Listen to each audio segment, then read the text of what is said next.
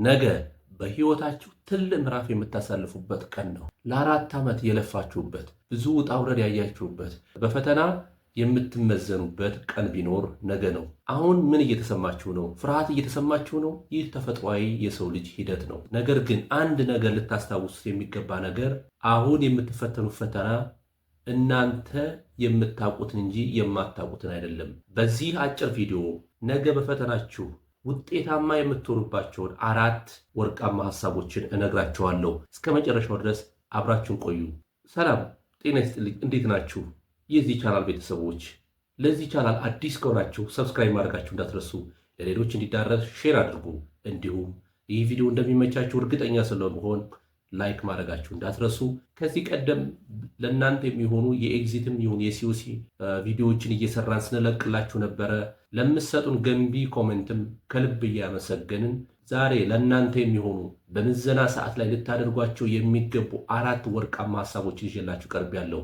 እስከ መጨረሻው ድረስ አብራችሁን ቆዩ። ወደ እያንዳንዶቹ እንሂድ። የመጀመሪያው ላይ የምናገኘው በራስ መተማመን ስነ ልቦናን ማዳበር። ለፈተና ትልቁ የማለፊያ መንገድ በራስ ላይ ያለን እምነት ማዳበር ነው።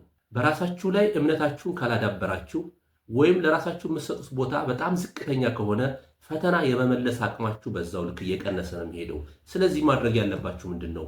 በህይወታችሁ ብዙ ፈተና ሊገጥማችሁ ይችላል፣ ግን ሁሉንም አሸንፈዋለሁ ብላችሁ ለራሳችሁ መንገር። ፈተና ማለት አዲስ ታምር ሳይሆን በሰው ልጅ ላይ የሚከሰት በትምህርት ህይወታችን፣ በህይወት ኑሯችን ውስጥ ሊከሰት የሚችል አንድ የህይወት አጋጣሚ እንጂ እኛን ከህይወት ለማስወጣት የተፈጠረ አይደለም ብላችሁ ማመን አለባችሁ። ምክንያቱም እናንተ ስለምትችሉ። ሲኦሲ ኤግዛም ማለት እውቀታችሁና ክህሎታችሁን ብቻ የምትመዘኑበት ሳይሆን ስትረስን እንዴት አድርጋችሁ ማኔጅ እንደምታደርጉ የምትመዘኑበት ሁኔታ ነው። ማለፍ እችላለሁ፣ ተዘጋጅቻለሁ ብላችሁ ራሳችሁን አሳምኑ። ምክንያቱም ይህ ትልቅ ስንቅ ነው። በራስ መተማመን ያላቸው ሰዎች 50% ያክል ፈተናውን ለመመለስ ቻንስ ይኖራቸዋል ማለት ነው። ምክንያቱም በራሳቸው እምነት ስላላቸው ማለት ነው። በራሳችን ከተማመንን ከዚህ ቀደም ያነበብናቸው እያስታወስን በቀላሉ እንድንመልስ ያስችለናል። ስለዚህ በራስ መተማመንን የመሰለ ትልቅ ነገር የለም። የመጀመሪያው ይሄ ነው።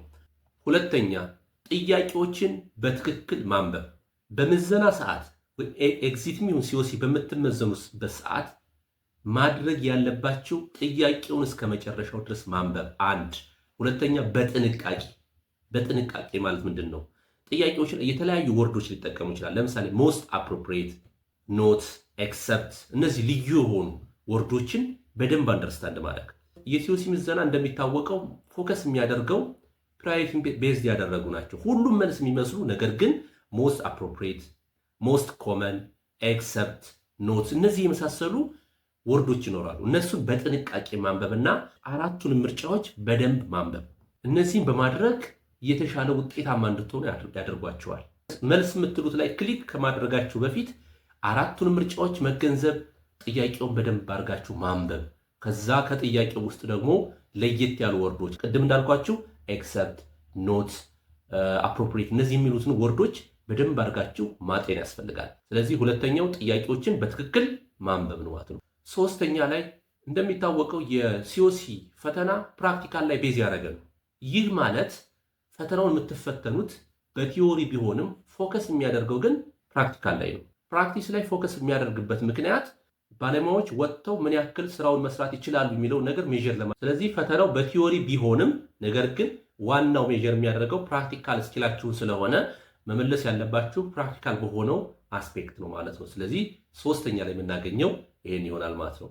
አራተኛና የመጨረሻው ዛሬ ማታ ምን ማድረግ አለባችሁ? ፈተናው ነገ ነው። ዛሬ ማታ ላይ ምን ነገሮችን ማድረግ አለባችሁ? ዛሬ ማታ ላይ በፍጹም አዳዲስ ጥያቄዎችና ኮንፊውዝድ የሚያደርጉ ጥያቄዎችን አትስሩ። ምክንያቱም እነዚህ ከባድና ኮንፊውዝድ የሚያደርጉ ጥያቄዎችን ከሰራችሁ አይምሯችሁ እንደማትችሉ ይነግራችኋል። ስለዚህ የምታውቁትን ሁሉ ኮንፊውዝድ ያደርጋችኋል። ይህንን አታርጉ። ምናልባት ማንበብ ከፈለጋችሁ እንኳን በጣም ቀላል የሆኑና ልታስታውሷቸው የምትችሉትን ነገሮች ብቻ ላይ ፎከስ አድርጉ። ባታነቡ ግን ይመረጣል። አእምሯችሁ ሪላክስ ያርግ፣ እረፍት ያርግ፣ በቂ እንቅልፍ። የአንድ የጤና ባለሙያ ለሰዎች እንቅልፍ ጥሩ ነው ካለ ለሱም የሆነውን ነገር ማድረግ አለበት። ምክንያቱም ለሰው ልጅ በጣም ትልቁና ኤነርጄቲክ እንድንሆን ጥሩ ፓወር ይዘን እንድንነሳ ከሚያደርጉ ነገሮች አንደኛው እንቅልፍ ነው። እንቅልፍና እረፍት ነው። ስለዚህ በቂ እንቅልፍ፣ በቂ እረፍት ማድረግ በጣም ተገቢና ወሳኝ ነገር ነው። ቀደም ብላችሁ ከተኛችሁ ጠዋት ደግሞ ቀደም ብላችሁ ብትነሱ በጣም አሪፍ ነው። ልክ እንደተነሳችሁ ለኤግዛም የሚያስፈልጓችሁን ቁሳቁስ በትክክል መያዛችሁ፣ አይዲ ሊሆን ይችላል፣ የጽህፈት መሳሪያዎች ሊሆን ይችላሉ፣ ሌሎች የመሳሰሉት ነገሮችን በትክክል መያዛችሁን ቼክ አድርጉ። ከዛ በኋላ ቁርሳችሁን መብላታችሁ እንዳዘነጉ። ምክንያቱም አይምሯችን ኢነርጂ ያስፈልገዋል።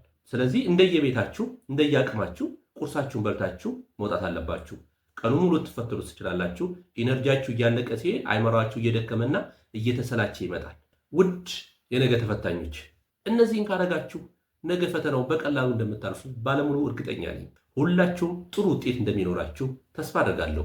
ፈተናውን ጨርሳችሁ ስትወጡ በሁሉም ቻናል ላይ ስሜታችሁን፣ ሀሳባችሁን ብትጽፉልን ደስ ይላል። በቲክቶክ ሊሆን ይችላል፣ በቴሌግራም ላይ ሊሆን ይችላል፣ ኦር በዩቲዩብ ኮሜንት ሴክሽኑ ላይ ብትጽፉልን በጣም ደስተኛ ነን። ለነገ እንድንነሳሳ ያደርገናል። ይህ ቪዲዮ ለጓደኞቻችሁ እንዲዳረስ ሼር ማድረጋችሁን፣ ቅድም ላይክ ያላደረጋችሁ አሁን ላይክ አድርጉ። እንዲሁም ሰብስክራይብ ያላደረጋችሁ ቤተሰቦቻችን ሰብስክራይብ አድርጉ። ምክንያቱም ይሄ ለእናንተ ቀላል ነገር ነው። በመጨረሻም መልካም ዕድል እመኝላችኋለሁ። በደንብ ራሳችሁ እንዳዘጋጃችሁ ተስፋ አደርጋለሁ። ፈተናውንም በድል እንደምታጠናቅቁትም እንደዚሁ መልካም ዕድል እመኝላችኋለሁ። ቻው።